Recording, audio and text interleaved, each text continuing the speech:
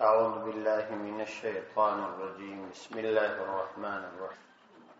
ومن كفر فإن الله غني عن العالمين. قل يا أهل الكتاب لم تكفرون بآيات الله والله شهيد على ما تعملون. سورة آل عمران دی آیات نمبر 99 او 98. د حج د فرضیت د پاره د مخکنی آیاتو چې پر هغه څه خبره پروند وسو دا یو ټوټه فاتح. ومن كفر فإن الله غني عن العالمين. او څوک چې انکار وکړي فإن الله یقینا الله عز وجل غني بنیاز دی عن العالمين د عالمون. یعنی الله تعالی ته څه ضرر تاسو نه سي رسولای دا تاسو په کفر باندې. کفر په معنا د اعتقادي هم کېدای شي چې یو څوک د حج عقیده ونه لري نو دا ښکاره کفر دی، او یو څوک عقیده لري عملا نه کوي نو دا انکار عملی دی.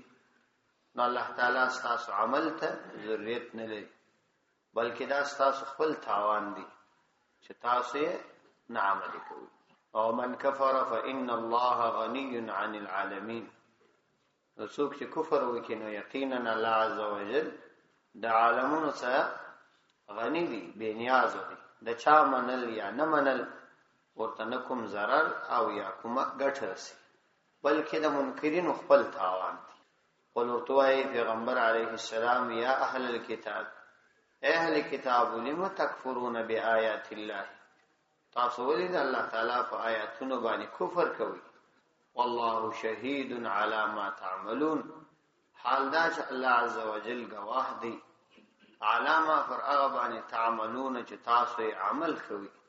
الله تعالی ته هغه ټول معلوم دي. د اهل کتاب یو بل خباثت بیانې چې دوی د الله تعالی د آیاتونو نه انکار کوي چې په هغه آیاتو کې به د قران کریم حقانیت، د پیغمبر علیه الصلاۃ والسلام د رسالت حقانیت، دا ټول و او د اسلام د دین حقانیت خو دوی به بیا هم انکار کاوه. نو پیغمبر علیه السلام ته فرمایي چې ته د اهل کتاب ته ووایه یا اهل الكتاب، اے د اهل کتاب. د اهل کتاب دا د يهودو او نصاراو صفت دي، دا اوس دا وی علم دي. مسلمانانو ته دا نه دروا چې ځان ته اهل کتاب وایي، دا حرام د مسلمانانو به دا ځان ته نه وایي. قل یا اهل الكتاب، اے اهل الكتاب لم تکفرون بآیات الله. تاسو ولې انکار کوئ بآیات الله د الله تعالی په آیاتونو باندې؟ یعنی د الله تعالی په آیاتونو انکار ولې کوئ چې نه اصول مني او نه فروع مني او د دې برعکس دروغ وایاست. والله شهید علی ما تعملون. او الله عز وجل گواه دی، شاهد دی علی ما پر هغه باندې تعملون چې تاسو عمل کوئ.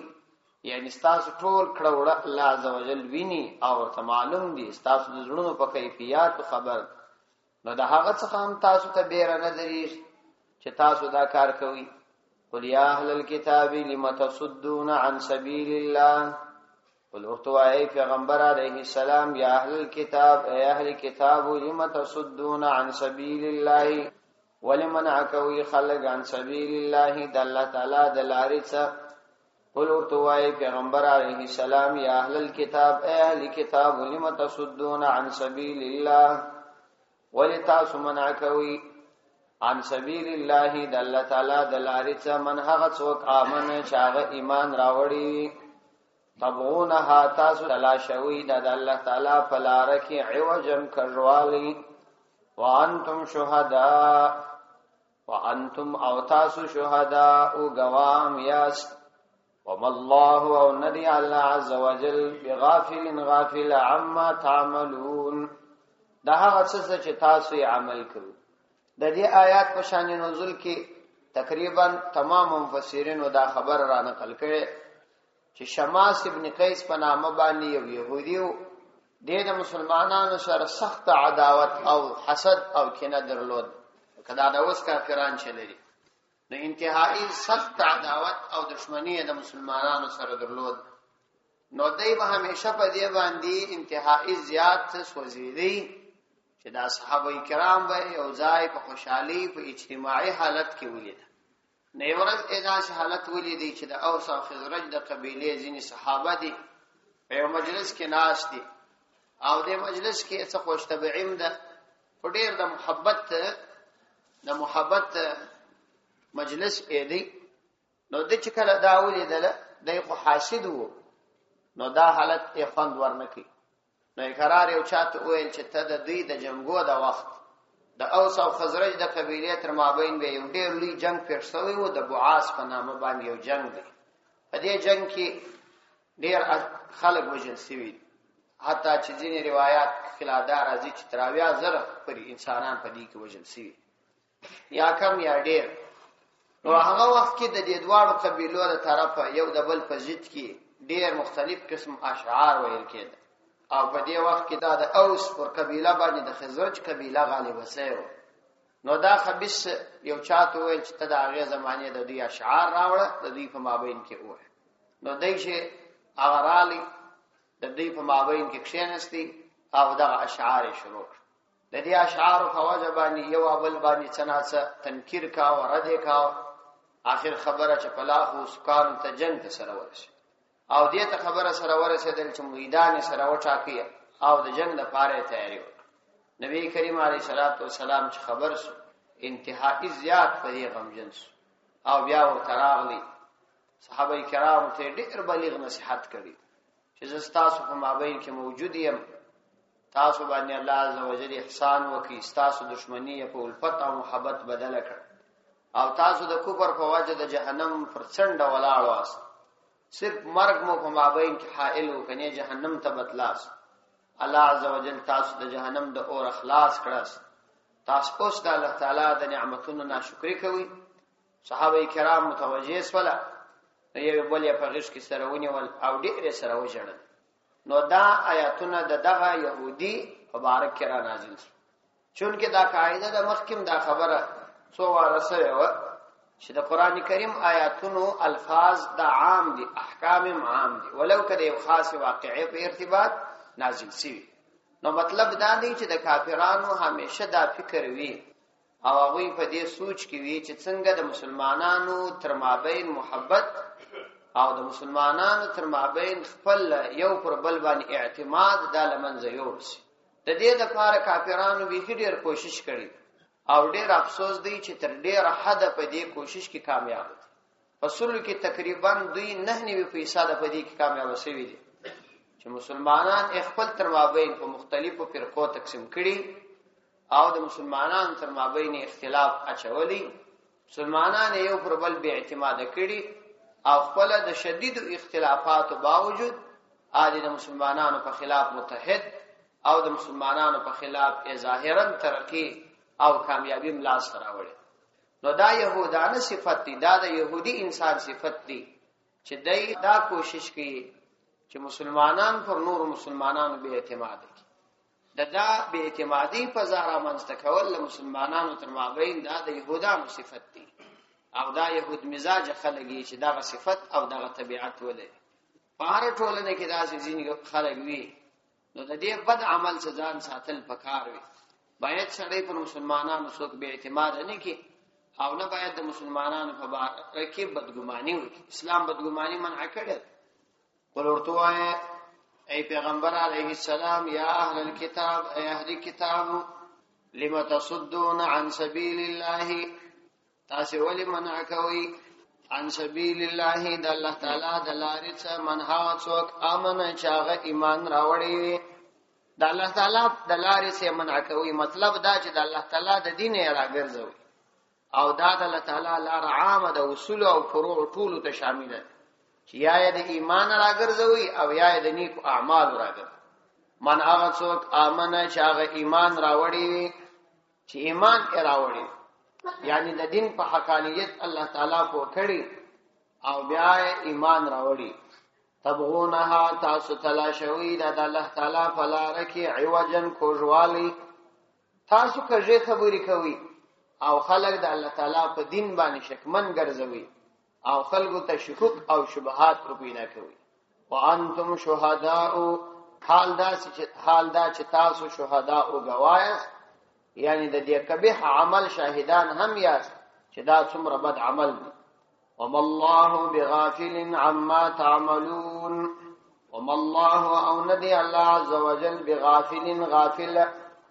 عما دهغه څخه تعملون چې تاسو یې عمل کوي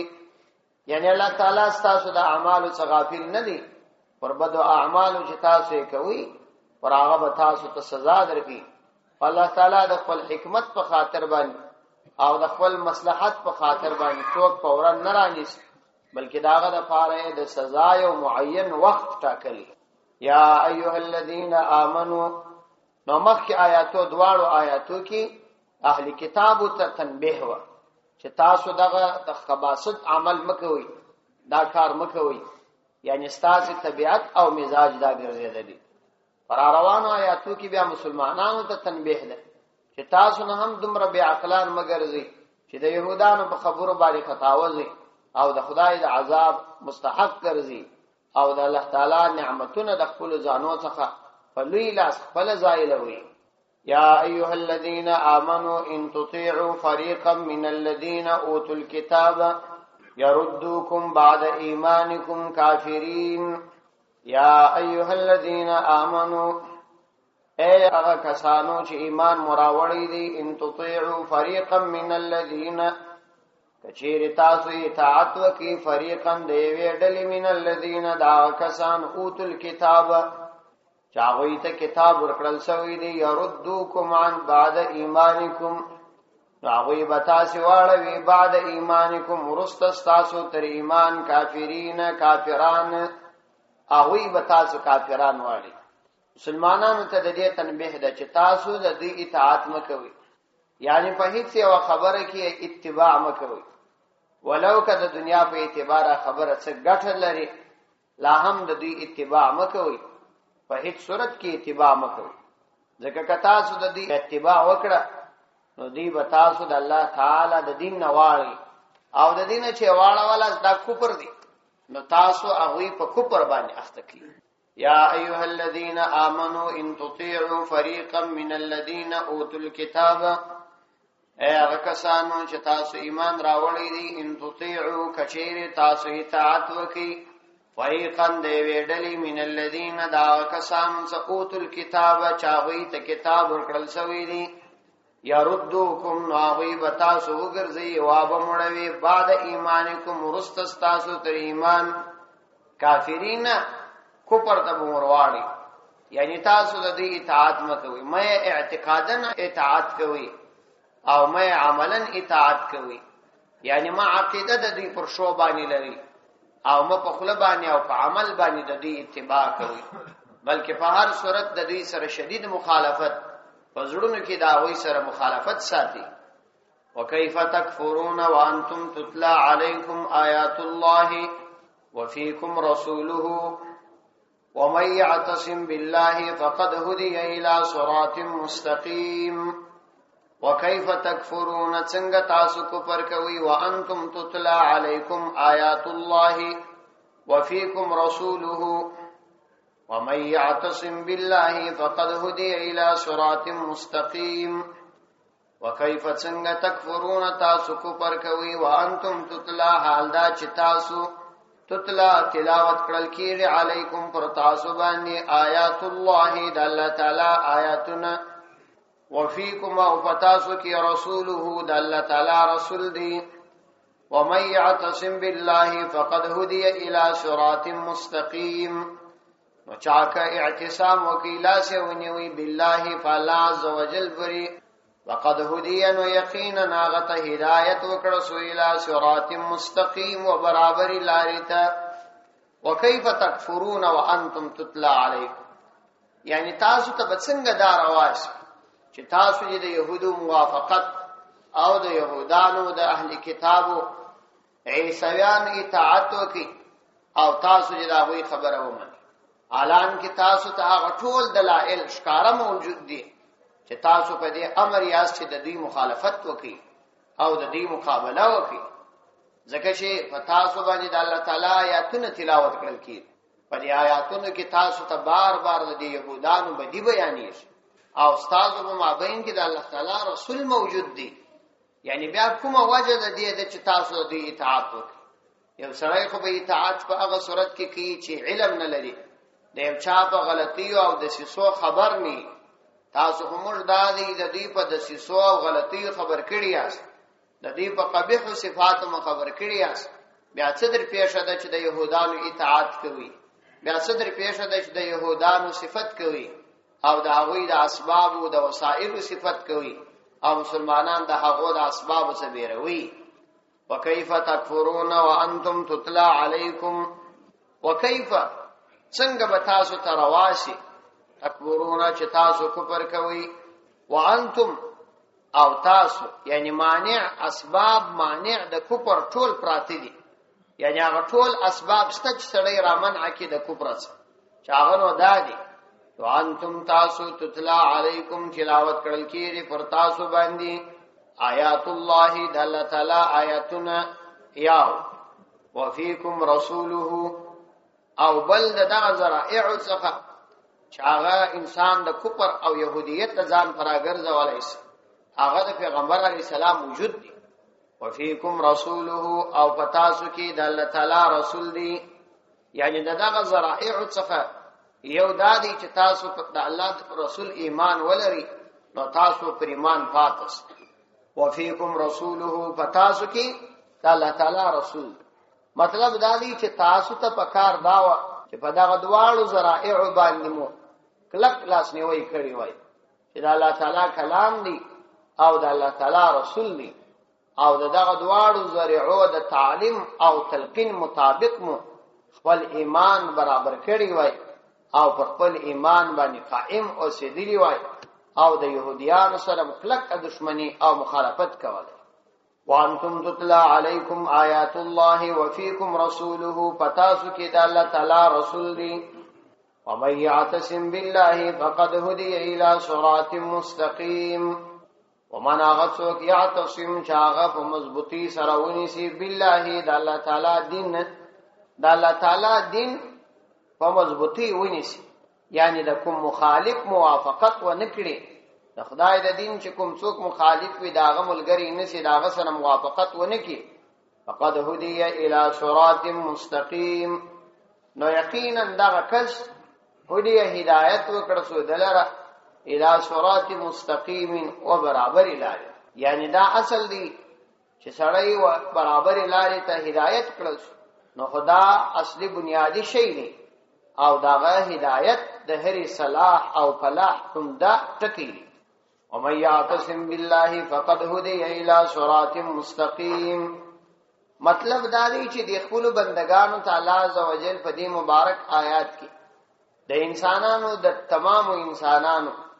د نجات دعا عمده عنصر او وشول. یو دا چې تاسو د يهودانو سره ملګرتیا مکوئ او د يهودانو سره د بد وړلو او د کفر د دوی د کفر څخه د ځان ساتلو د پاره تاسو د الله تعالی کلام ته رجوع وکړئ. تاسو د الله تعالی کلام بار بار وایاست نو تاسو ته به د دې خباثت او بدی ششکارس، او بل دا چې په تاسو کې د الله تعالی رسول دی، د الله تعالی رسول در پښې کې دی، یاري داغه احادیث داغه ژوند داغه سیرت تاسو وګورئ چې هغه د يهودانو سره څنګه معامله کول او د عیسویانو سره څنګه معامله کول او تاسو سره څنګه معامله کول. کدا دوه کار تاسو وکړل چې د الله تعالی کلام او د الله تعالی رسول دا مو د خپل ژوندانه د پاره د خلاصون او د نجات معیار وګړل نو دې کس د الله تعالی دین پیدا. نو چا چې د الله تعالی دین پیدا کی ښکارا خبره ده چې هدایت ورته اوس او د هدایت لار خپل او دغه د الله تعالی دین داسې د لار او پر صحیح لار کېدل سړی پر صحیح لار سي خداغه غ بنیاد دی د صلاح او د فلاح. یا ایها الذين امنوا اتقوا الله حق تقاته ولا تموتن الا وانتم مسلمون. یا ایها الذين امنوا اے هغه کسانو امنو چې ایمان مراوړی دي اتقوا الله وبرئ د الله عزوجل څخه حق تقاته فکامل بیرمان ولا تموتن او تاسو ممری الا وانتم مسلمون مگر په داسې حال کې چې تاسو مسلمانان یاست. واعتصموا بحبل الله جميعا ولا تفرقوا او تاسو لاس نیوي وکي بحبل الله د الله تعالی فرصيباني جميعا طول ولا تفرقوا او تاسو تفرق مکوي یا ایها الذين امنوا اتقوا الله د دې آیات د مخکې آیاتو سره مناسبت ده چې په مخکې آیاتو کې الله تعالی مسلمانان په دې باندې تنبیه کړل چې د اهل کتاب او نورو داسې خلکو سره چې ستاسو گمراهي غواړي دا هغوی سره تاسو ډېر هوښیاران او باخبره اوسئ پام چې د هغوی په غوړو خبرو باندې او درواغو باندې ونه غولېږئ او دوکه نشئ او د خپل حفاظت کامل اهتمام وکړي ځان ورڅخه وساتئ پر روانو دوه آیاتو کې به الله تعالی د مسلمانانو د حفاظت او د مسلمانانو د کامیابی دوه عمده اصل شي چې یو دادی چې تاسو تقوا اختیار کړئ او دوم دا چې خپل تر مابین اتحاد او اتفاق یو پر بل باندې اعتماد او باور وکړي یعنی دا دوه هغه بنیادی اصول دي چې تاسو ته نجات او کامیابی درکړي چې یو تقوا او دوم د خپل رب پر ذات باندې صحیح عقیده او یقین چې دا په تقوا کې راځي او خپل تر مابین اتحاد اتفاق یو پر بل باندې اعتماد دا تاسو د کامیابی راز کدا نو بیا هیڅ کله تاسو کامیاب کېدای نشئ دا نن چې په نړۍ کې د مسلمانان دا سفار او ذلیل دي د دې بنیادی وجه دا نه ده چې مسلمانان قدرت نه لري وس نه لري هر څه لري لیکن دا دي چې مسلمانان متفرق دي تقسیم دي په مختلفو ملکونو باندې تقسیم دي د یو ملک مسلمان نه پریږدي بل دا بل ملک نه پریږدي او بیا پر عجمی او عربي سره تقسیم دي عربي جلازان بولی عجم جلازان بولی بیا خپل په یو ګډ کور کې په یو ګډ وطن کې بیا پر مختلفو قومونو سره تقسیم دي چې دا د پلاني قوم دی او دا د پلاني قوم دی بیا د یو قوم خلک پر علاقو سره تقسیم دي چې دا د پلاني علاقې دی او دا د پلاني علاقې نو دردانسي اندازې کافران په دې چم کې کامیاب شوي دي چې مسلمانان داسې ټوټه ټوټه کړي دي او داسې سره تقسیم کړي دي چې په هیڅ صورت کې د هغوی دوباره را جمع کېدل د انسان په ذهن کې نه راځي د مسلمانانو یو مختصر جماعت که هر ځای وي او دوی په دې پوه شي چې په مسلمانانو کې دا یو روح را پیدا کړي او په مسلمانانو کې یو جذبه را پیدا کړي د دنیا ټول کافران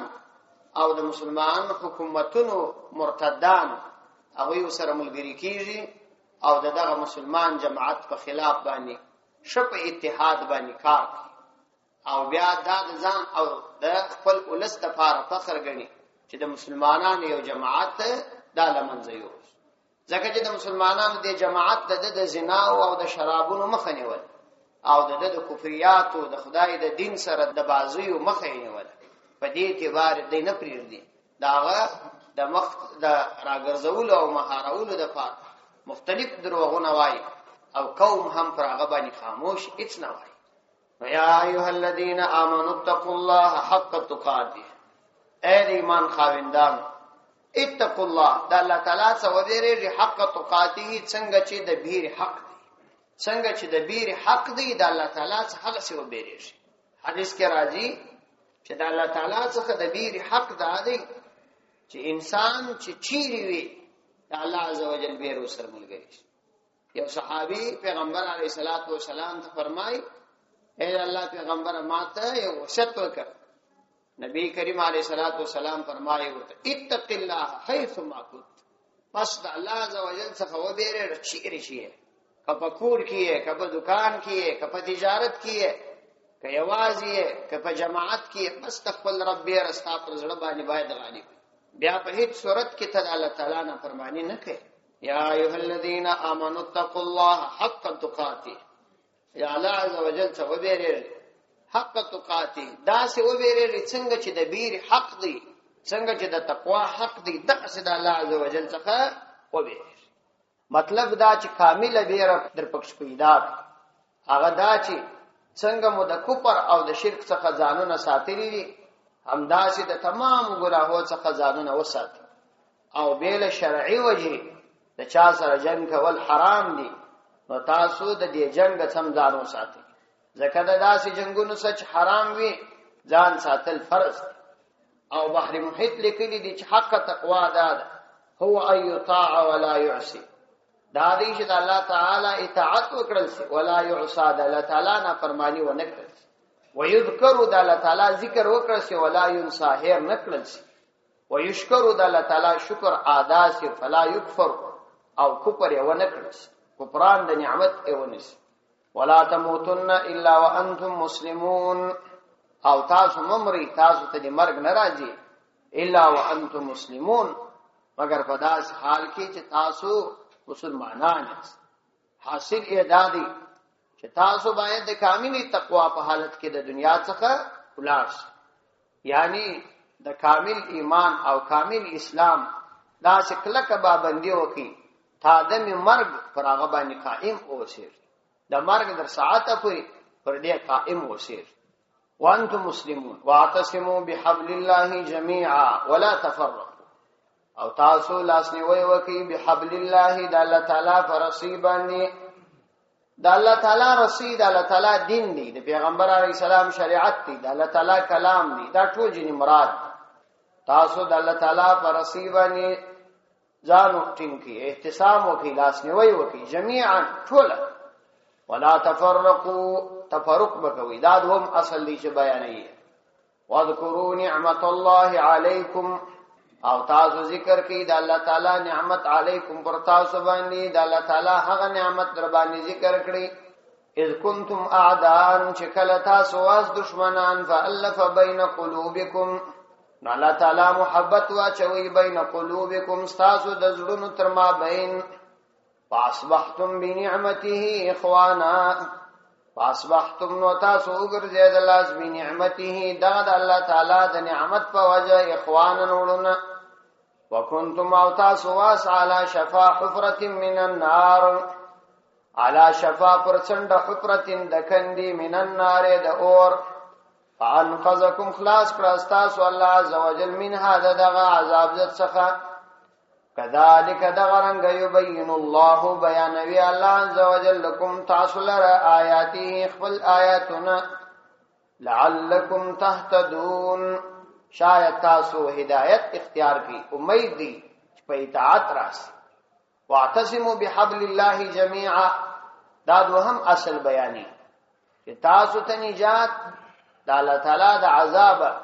د الله تعالی په کتاب لکول کیږي. واعتصموا بحبل الله جميعا، ټول یعنی په ټول اصول او فروع کې